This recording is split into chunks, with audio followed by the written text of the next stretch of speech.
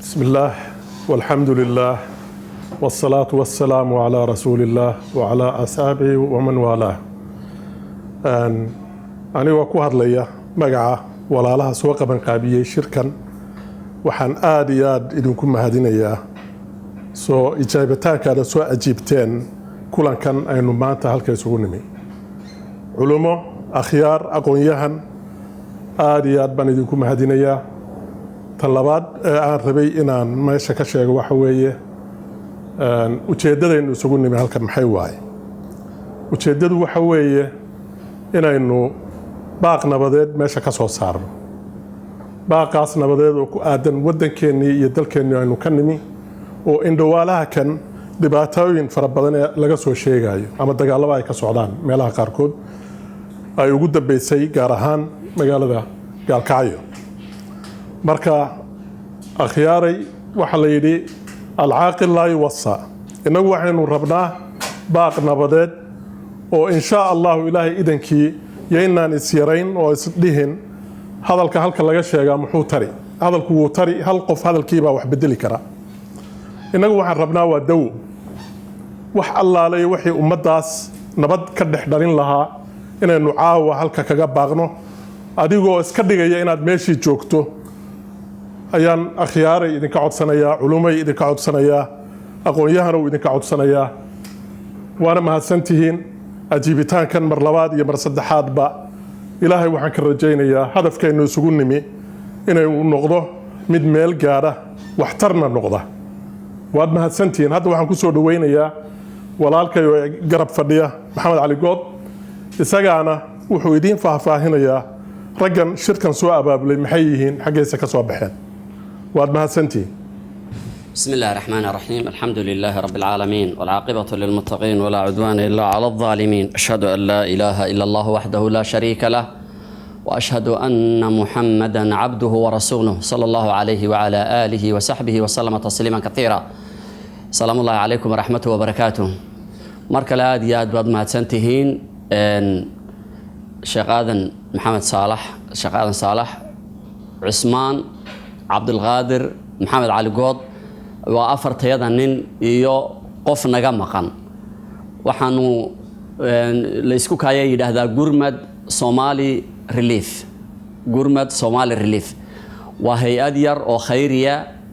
oo dhawaan la aasaasay walina aan la daahfurin ujeedkeeduna tahay dadkii iyo dalkii aynu ka nimid wax u qabadkooda waliba waxa taargadno insha Allah taala hadii ilaahayga waaxidkiina waafajiyo mustaqbalka waxaanu isleenahay dadka aqoonta taarget gareeyo waxbarashadooda iyadoo jamciyadan wali la daahfurin ama ururkan yar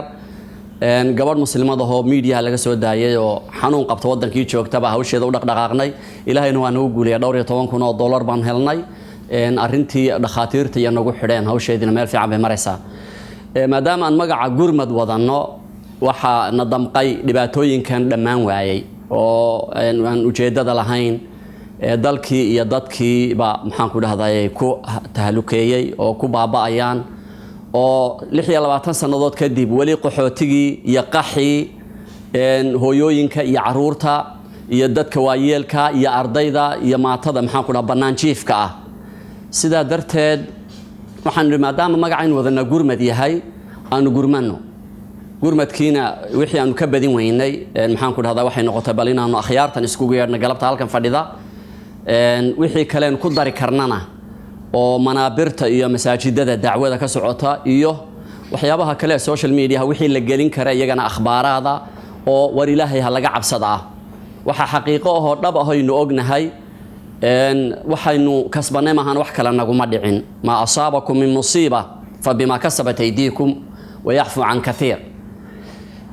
markaan in badan loo sii fiirsadana waxaad moodaa inay nagu dhacday qisatu saba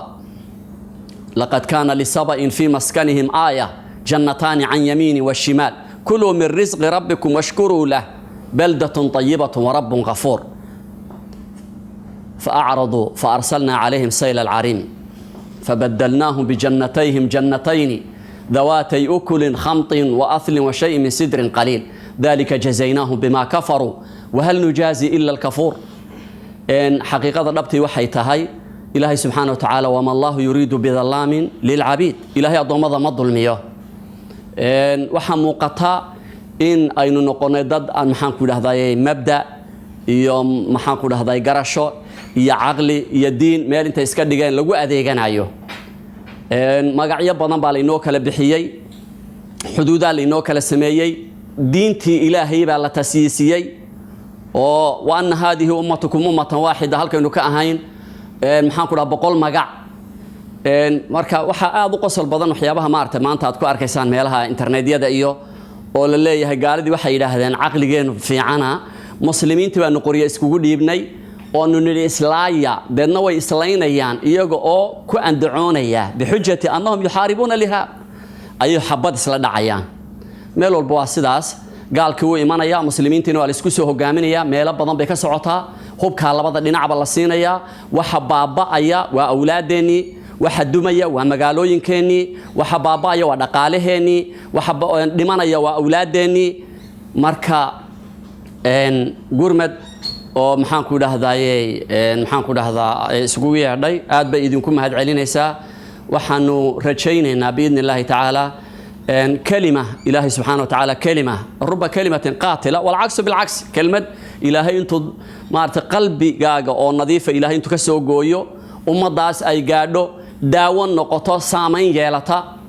مركل بعضنا مرنا بقى إنه خساركم أجرنا معذرة إلى ربكم ولعلهم يتقون إن أنه إلهي الله ارتقنا بريح جو إلهي وانور شاقنا سبحانه وتعالى إيوه إن كلمة إنه أنت واحترتو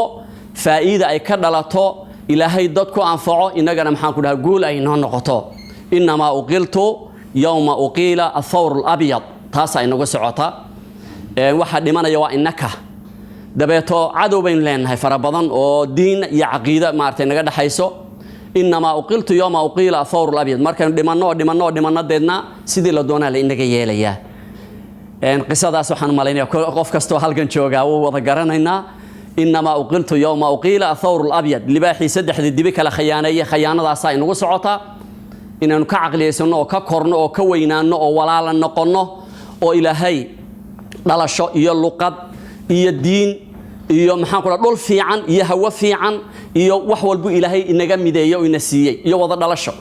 نعمو كوين ما جرته ومد أدون كميزات كقيمة له اللي هنا ما جرته وأنك أهين مركا فأعرضوا فأرسلنا عليهم سيل العرم وما يعلم جنود ربك إلا هو مر هدين نعموين كافرها بدنا قيمها بدنا إلهي نسيي أينو كل رقم وينو أينو إلهي وجو شكرين وينو ده إلهي عيدا كيسو إسقون بعقرنا ما شو ضانو كاجا صادري مارت إيو دبابات إيو محن كلها مدافع بالسوق هديبي دبيتو وعيدا كي إله وشقين يعني محيا لي كفران كي نعموين كإلهي نسيان كفرناي نتيجة كذا لا تتحسن نقطة سود وهذا جزاكم الله خيرا وبارك الله فيكم. waxaan u mahadcelinaa ciddii soo qabanqaabisay kulankan maanta aad iyo aad ugu mahadsan yihiin ilaahay ajar ha ka siiyo aniga waxaan ku darsanayaa baaqan 3 arin oo kooban midka ugu horeeya ah waxaad moodaa in Soomaaliya ay yani damiirka ka dhimato xitaa higsigooda oo gaabsado ummadda adduunka waxay higsadaan hada ummadda shacabka Soomaaliya markaad fiiriso macallin siyaasiyiintooda macallin culimadooda ummadooda markaas oo higsiga yaraaday ummadda Soomaaliya إنه يعني كبحي يعني حتى عديب كمان تيجي كوجران مركا لكستو ديسمورال واي مركا في رست المدير لنا وحواني يدك جبتي على الكياب بتي شيئان دوشة كسرنا وحكستو لكن هذان دب وأنا سوق أبنا أرنت عن دب وفيرنو يعني أن هيكسي جينا مال في عن جالسين وحال ليا أنا كبحي كرنو ذيك الله حكت وحواي وحياب لو عقلي سليم كأودي ده ضد إسلام الشو oo isguursada oo caruur isu dhalay oo meel wada degan oo walaalo ah Soomaaliya oo dhan Soomaaliya oo dhan isguursadaan Soomaaliya oo dhan waxa waaye waa dad isdhaxgala hadana isdilay waxyaabo mararka qaar caqliga saliimka diidaya caqliga ma ogolaana xisleedahay sidee waxaan ku dhaceen waan ognahay dagaaladii sokay Soomaaliya wixii ka dhacay maanta ma qadiyad dagaalkacay oo kale oo ognahay Muqdisho wixii ka dhacay dawladii deganaa sida isu dilaan marka waxyaalo waxa caqliga bini'aadanka diiday waa dad dhalay oo isguursaday oo wax isu ahadan isdilaayo marka waa arina loo baahan yahay ka ani dib ugu fiirsan arin caqli gal ma caalamkan kale marka timaado umadaha saayis u mudisho had iyagoo kala degan mid kale saddexaad waa Soomaaliya waxay u baahan tahay runtii qof kasto siyaasi uu noqon karaa qof kasta Soomaaliya oo dhan hada u fiirsaa waa siyaasiyiin fadhi ku dirarka meel kasta siyaasadda way ka hadlaan colaadana siyaasadda lagu abuuraa laakiin Soomaaliya waxay u baahan tahay hogaamiye qof hogaamiye ummadan dhibka ka saar waxaan aqrinayay wigi hadda soo dhaafay taariikhda Mongolia waa ogtihiin waxay ahaayeen qabaa'il kala degan oo dhibaato badan ku jiro isdili jiray Genghis Khan oo soo baxo qabiilada dhan intuu isku United ka dhigay ay one front waxa markii dambe waxay noqdeen wax waaye empire-ka caalamka ugu weynaa baaxadda caalamka ugu weyn dunidan iyaga xukumi jiray marka ummadan waxay u baahan tahay hogaamiye ummadan maanta siyaasi uma baahna siyaasiyiinta tirada ka bateen siyaasigan wuxuu qaribaa laakiin hogaamiye u baahan tahay hogaamiye siyaasina way kala duwan yihiin waxaan rajaynaynaa in ummadda Ilaahay uu soo saaro hogaamiye fiican oo dhibka maanta ay ku jiraan ka saaro wa alaykum asalaam wa rahmatullah bismillahir rahmanir rahim alhamdulillah wassalatu wassalam ala man la nabiyya ba'da wa ala alihi wa sahbihi ajma'in inta kadib baaqan galabtee aan u fadhino baaq gaaban baan bixinaynaa haddii la yiraahdo Soomaalida mar waxaan iraahdaa ma muslim ba su'aashaas waa igu soo dhacdaa ma muslim ba waxaan ku jawaabahaa muslim weeye dadku waa tukanayaan laakiin haddana waxaan iraahdaa muslim naaqisa weeye waxbaa ka maqan waxa ka maqanna waxa weeye diinta macaankeedii waa ka maqan yahay waxaa dhici karta inay haystaan diinta diirkeeda diir bay ka haystaan dadkeena Soomaalida ah laakiin macaanka hoose oo qofku uu wax walbaba siisanaynin way maqanta daliil waxa u ah dagaaladan badan oo Soomaaliya aan ka dhamaanayn oo maalin walba meel dagaal laga hurinayo wax lagu dagaalamayana aan la garanaynin ayaa ugu weyn marka baaqeena waxa weeye nabad wax ka fiican la waa Ilaahay subhanahu wa ta'ala markuu Quraanka ku sheegay islaamka dadka markuu ugu yeeray wuxuu yaa ayyuhalladheena aamanu dukhulu fi silmi kaafa as-silmu wa nabadgelyo way iyadoo jadal laga leeyahay tahay islaamku sababtoo islaamku dagaal dhexdiisa ah ma yaqaan kuma jirto taalimaadkiisa iyo taaliimtiisa kuma jirto waa wax la soo galiyay oo dad kale ay soo galiyeen way walidaalika nabiga kaleey salaatu salaam ahadiista tusinaysa mujtamacu inuu yahay mujtamac عازل عن الأسلحة مجتمع هبك gacanta aan loo gelin oon hub sidanin inuu yahay waxa daliil xadiidka uu yiri man hamila علينا السلاح فليس منا qofkii hub noo qaata hadaan muslimiin nahay nagama mid aha wuxuu doonaa sheego ha sooma ha salaad wuxuu doonaa sheego laakiin muslim dhab ah oo nabadgelyadii iyo wanaagii iyo naxariistii iyo laga rabay ma hayo ninka qofka sidaas ma hayo marka waxaan u dardaarmaynaa Soomaali meel kasta ay joogto gaar ahaan dadka talada dadka hayana ma aha siyaasiyiinta kaliya ma aha culimadu waa ku jiraan dadka talada haya dadka nabadoonada la yiraahdo way ku jiraan wax alla wixii dadka horjooga u ah ayay arintaan u khusaysaa iyo gaar ahaan shacabka laf ahaantii war shacab Soomaali shacab ma tahay mise waa qitaacul ghanam waxaan ku sheegay ma garanayo runtii war wax hal laga barto shucuubta kale adduunka waxa ugu dhawaa shacabka Turkiga Ilaahay guushooda ha weyneeye shacabka Turkiga markii la damcay in la haligo oo xukunkoodii wanaagsan dhulka la dhigo baad aragteen waxay sameeyeen lama shacab dhan lama layn karo 200 kun 5,000 markay meel isugu soo baxdo cid xabad ku dhifan kartaa ma jirto laakiin dadkii waxaa habsiima ku dhacday waxaa weeye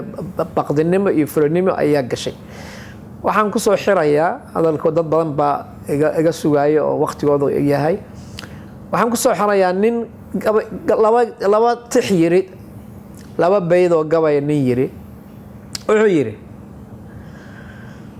ما مات من زرع الفضائل في الورى بل عاش عمرا ثانيا تحت الثرى فالذكر يحيي ميتا ولربما مات الذي لا تزال تسمع وترى. ومعنى يهي dadku haddii ay wanaag doonayaan, wanaag dadka abuura, wuxuu yidhi qof wanaag bini aadamka dhex dhiga ma dhinto, waa nool yahay. balse wuxuu nool yahay isagoo la aasay oo la xabaalay oo dhintay ayuu weli nool yahay. maxay tahay? magac baa ka haray. qofkaa waa qofkii nabadda ka shaqeeyey, qofkaa ninkaa waa ninkii dadka u kacay, waa ninkii iyagoo dadku ay gaajo iyo macluul iyo balaayo ku jiraan iyo abaar yiri hub lama qaadan karo, hala joojiyo. magacu wax weyn weeye. ummadeenna waxaad moodaa magaciiba ayay ka dhinteen, way iska dileen. marka magac ayaan lagu ciyaarin. sharaf, qofkii sharaf iska tuura haddee waxa weeye qof aan waxba noqon ayuu noqonayaa. qodobka ugu dambeeya waxa weeye waa la heshiiyaa. waxaan hadda maqlaynaa heshiis baa socda ama imaan doona. walaalayaalow, heshiiska yaan la jebin. heshiis haddii la dhigto, haddaad rabto inaad jebiso, bal marka hore si fiican u gorgortan, heshiis fiican gal.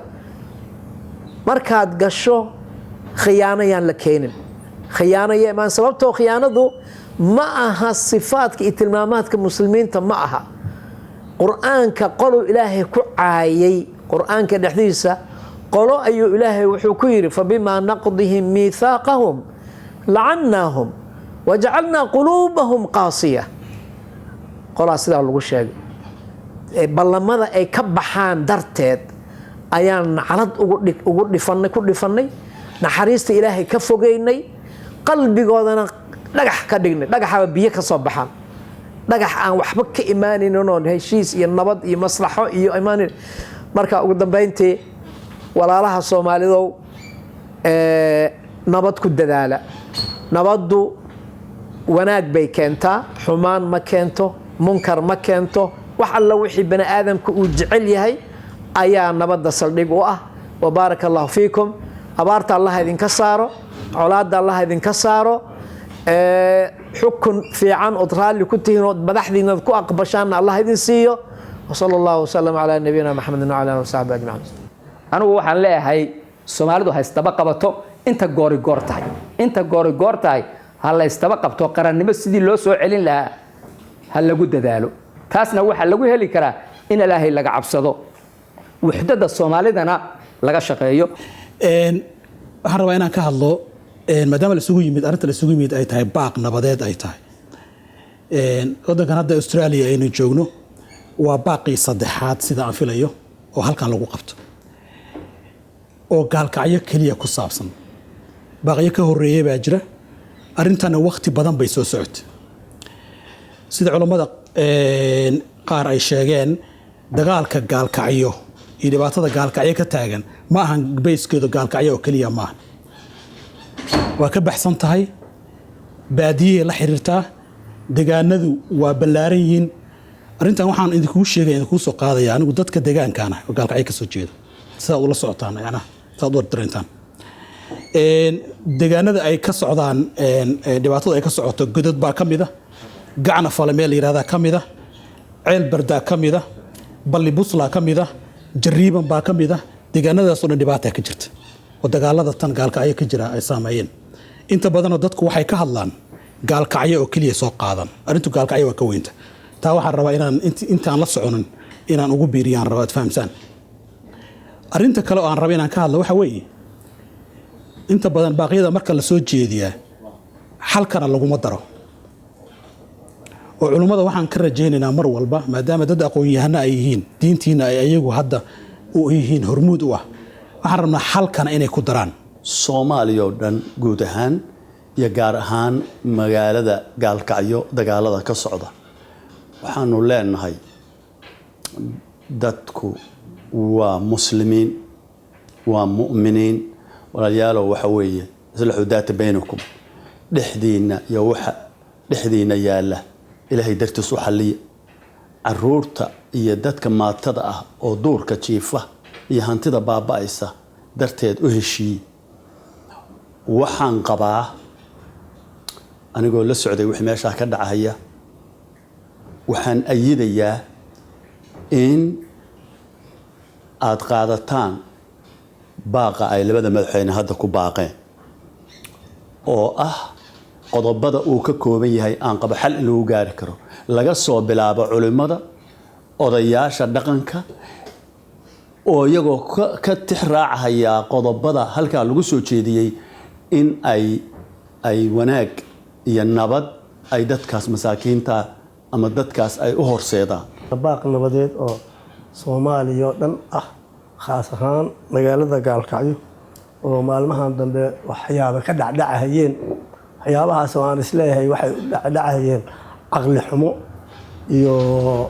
gacan shisheeye oo ku jirta ma aha haday ayagu wax fahmayaan ama sida ay ku dhaqmi jireen oo hore ay tahay inaan dhibaatadaasi dhacdeen waxba sheekada si badin mahayo anugu waa ma aad hadlin looma hadlee waxaa la yiraahdaa maxaa haray waana la wada hadlo raggii ama culimadii ha aata ama odayaashii kala aate hadalka nuxurkiisii raggii hore sheegay marka anugu waxaan leeyahay anoo oday mudug ahaan ku hadlaya dhibaatada mudug ka socota waa in la joojiyaa waa in caqligu shaqeeyaa waa in la wada hadlaa weligeed Soomaalidu wada hal bay wax ku dhamaysan jireen geed bay inta xarato wada hadasho ay waxooda ku dhamaysan jireen waayahan waxaan helay maamullo iyo waxaan horay u aqoon oo qayb oo xukun marka anu waxaan leeyahay dadku ha fahmeen iimaankana Allah ku sugo dhibaatada haysta ha fahmeen dhexdoodana ha ka heshiiyeen assalaamu calaykum waraxmatullaahi wabarakaatuh waxaan aad ugu faraxsanahay kulankan qiimaha badan oo hay'adeena gurmad ay soo abaabushay oo looga hadlayo wax dan u ah ummadda Soomaaliyeed iyo sidii xal loogu gaari lahaa dhibaatada wadanka ka jirta iyo walaalaheena Soomaaliyeed ee wadanka ku nool si ay amni iyo nabadgelyo ugu noolaan lahaayeen waana uga mahad celinayaa culimadii iyo aqoon-yahanadii ee ka soo qayb qaadatay shirka anigoo ku hadlay magaca hay'adda run ahaantii dhibaatada Soomaaliya waxay noqotay dhibaato joogto ah waxay ku sii dhowdahay 30 sano ilaa ay haddana ma muuqato xal laga gaaray dhibka wadanka ka jira hase ahaatee sida walaalo qaar ay ka dhawaajiyeenba dhibka annaga ayaa isku hayna haddaan shacabka nahay anug uu dhalay nin hogaamiye kooxeeda dagaalku ma dhimanayo hase ahaatee wax dagaalka ku baabaa mar waliba waa shacabka waxa dagaalka dhibaatada ka soo baxday ama uu dhaliyay ee waxyeelaysa waa shacabka iskuul la'aanta waxa noqday waa caruurtiina waxa caafimaad la'aanta noqday waa caruurtiina waxa badda ku dhamaanaya waa caruurtiina idinka u dagaalamaya ayaga caruurtooda meel nabadgelyo ay u joogaan marka aniga waxaan la hadli lahaa shacabka aniga aan kamid ahay walaalayga Soomaaliyeed in annaga aan ogolaano midnimada nin hogaamiye kooxeed iyo qabiil iyo wuxuu doona ha noqdo waxba nooma qabanayo ayaga beritoole waxa laga yaabaa in telefoon ay ka wada hadlayaan ay is og yihiin la soo dirsaday in dhexdiina khilaaf ay dhigaan annaga waxaan ku kala dhargeynaa inaan Soomaalinimo inaan ogolaano oo aan nabadgelyada aan ogolaano oo aan iswalaashano dhulkana waa naga badan yahay 12 milyan baa lagu sheegaa dhulka Soomaaliya in la noo kala jaramaha waa naga badan yahay xaqiiqatan بسم الله الرحمن الرحيم الحمد لله والصلاة والسلام على رسول الله صلى الله عليه وعلى آله وصحبه وسلم تسليما كثيرا وحنا ذياد وقوم هذا نقيا ولا لها برنامج كان نوسو دياريي بعد حمد الله سبحانه وتعالى قرمد هيداس وحن رجينا إلهي سبحانه وتعالى إن يمد وحقبتها ورؤوس عطا النقطة kelimadeyda waxaan ku darsanayaa baaqa ay soo jeediyeen culimadii maaragtay jaaliyadda Soomaaliyeed ee magaalada Melbourne wadankan Australia ayagoo baaqoodu ku wajahan yahay guud ahaan Soomaaliya gaar ahaan magaalada Gaalkacyo baaqooduna uu yahay baaq nabadeed oo ay ugu baaqayaan ummadda Soomaaliyeed ee dhiigoodu ku daadanayo magaalada Gaalkacyo iyo meelaha la midka inay u soo jeedinayaan inay nabad ku wada noolaadaan oo ay dhiigga ay daadinayaan ee macna darrada waxa la uu macna waxa weeyaan qiimo leeyahay ama uu la qiimo leeyahay ummadii dhiigii Soomaaliyeed inay baabaaday oo markaas sidaas oo kale sidii xoolaha kale iska daadanayo baaqaas nabadeed waa run oo waxa weeyaan dadka muslimiinta waxay u baahan yihiin in macna marka ay dagaal dhacaan aayad fara badan baa laynoo akhriyay in la helo ummad u istaagta in iyadu tiraahdo war islaaxa iyo wanaaga waayo waxa kala jira waxa la yiraahdo salaax iyo islaax macna qofku naftiisa inuu wanaagsan yahay oo yiraahdo anigu kuma jiro barnaamijkaas iska tukado waa sax laakiin kaasi waxba ma badbaadinayo ninka wax badbaadinaya waxa weeyaan waa ninka islaaxa u istaaga marka dhibaatadu dhacdo dadka muslimiinta dhibaato way dhexdhacaysa wayna soo dhici jirtay la yiraahdo war ilaahay ha laga cabsado dhexdeedana islaaxiya macna waa laba dawo oo quraanku inoo sheegay inuu yiri ilaahay fattaqullaha wa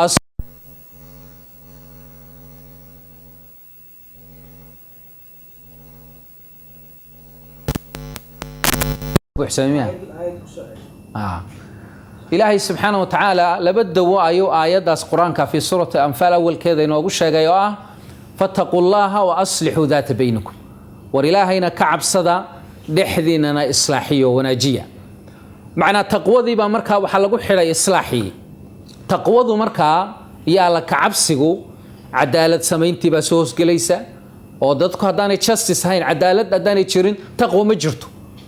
معنى هدي أنو فيري عدالة لبدن قلاء وحسكو هيا أنا يتشيرين أو أنا قلاء والبقلاء ذا كله عدالة ذا كلمة إسلامكم مركا قاركود وحرب عدالة ذا وحكسر رئيس وإلهي سبحانه وتعالى يقول إن الله يأمر بالعدل والإحسان معنى عدالة وأن كلا قوسنو هذا إنتنا ليه أنا إنتنا ليه لكن إحسانك وكسر رأي عدالة دو وأنا وحن هيستك هاجة تنزله أو أن كاجة تجو oo aad markaadu ihsaanka macna waa meeshii ugu sareysay cibaadada marka dadka walaalahaya ah ee meeshaas ku dhimanaya waxa horta xukmiga sharciga ee ay leeyihiin marka ay ku dhimanayaan dagaal qabiil ama dawlad goboleed ha noqoto ama wax kale ha noqoto dagaal qabiil qofku markuu ku dhimanayo waa inuu ogaado horta xukmiga sharciga ilaa agtiisa uu ku leeyahay waa maxay ma jannad galaysaa ما مجاهد باتو سيدا معنا وحويا ننكي إساقو معنا وحويا دادك ظلمي ومجاهد كيسكو مقعابيو إساقو عن سلاد التكنين وحقسي هذا أنا مجاهد كلبحي ما مجاهد باد نقوني سايو معنا وحويا سيدا باد مجاهد كون نقوني سا معنا أقل شيء قفكو هديو دوتا وقدام بيسلي مادو وإنو هذا من قتل دون نفسي فهو شهيد معناه وحويا ننك إسقو نفتيس الدفاع يلا الدلا والشهيد إنه يراهضو لكن مركات سيدا هذا هاي وين معناه وحويا جوريجا جيل جوجيمت أو برادة دي لجوجيمت أو معناه وحويا قيس كاجي لجوجيمت أو أتهاي أو كليان الدفاعية لكن عند البلاد سودين أن معناه وحويا سياسة بلاد سودين وحصل وين كده رسنة نبي كان عليه الصلاة والسلام حديث كصحيحة وحوكيري إذا التقى المسلمان بسيفيهما فالقاتل والمقتول في النار لبا مسلم ومقع إسلام وتهدي السيف اسكو قاتان أما قري لبا ضبوا أهل النار بنبي محمد عليه الصلاة والسلام وأمرك غير متأولين وأنا وحتأويشنين وأنا أمرك قفك تأويل هيسنين لكن سعد ولا الكيريجي صوب بنيستوي هذا أنا جهبل أو رهبل ديجي سوي بناي هاي مركز صحابة ويدين بيقول حيكون هذين معنا قف كان قاتل كاجرني ويسوق الدولال كيبو الدلي فما بال المقتول محانين كان الدلي يسوق نار توجو قليا مركز سوري إنه كان حريصا على قتل صاحبي ده يسنوح كد داليون كان يسكن بواي ولا الجبيون laakiin isna wuxuu ku dadaalay walaalkii inuu dilo marka horta waxaan leenahay xukunka sharciga ee culimada meesha joogta oo labada dhinacba culimada joogta sidii loo yidhi culimadu waa inay u istaagto cuqaasha iyo nabadoonnadu waa inay u istaagaan macnaa waxa madax goboleedyadu waa inay u istaagaan inay ilaahay uga cabsadaanoo